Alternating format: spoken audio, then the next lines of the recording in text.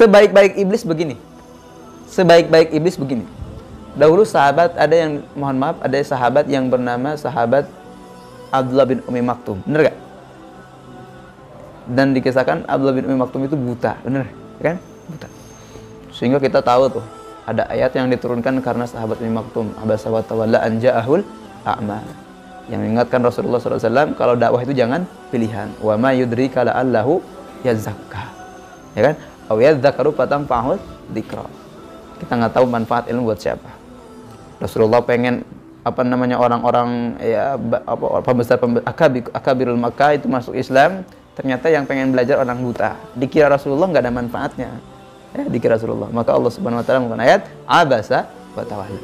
Ini sahabat Umi Maktum ini istiqomah, terkenal istiqomah.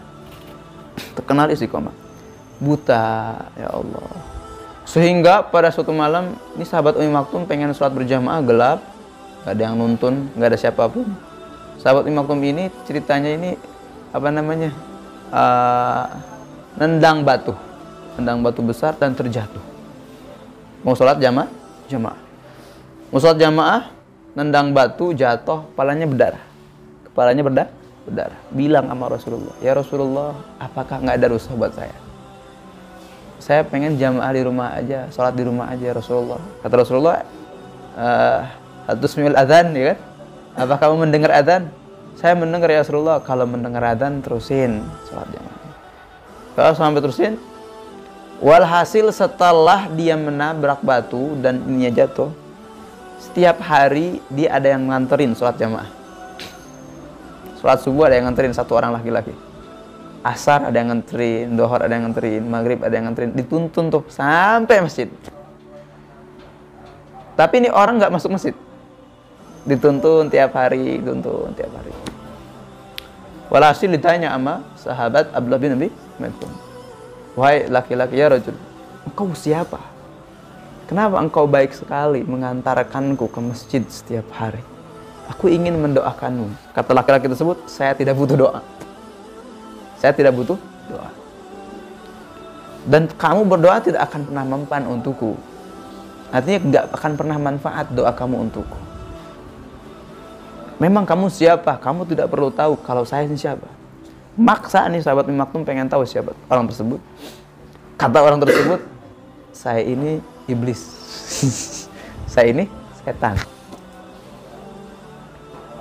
Wahai iblis, wahai setan, yang saya tahu kerjaan iblis itu ngegoda setan, ngegoda manusia.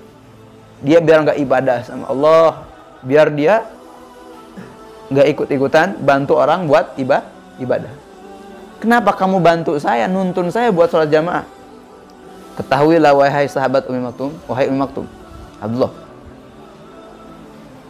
ketika kamu menabrak batu dan kamu terjatuh dan kepala kamu berdarah, setengah dosa kamu itu Allah maafkan.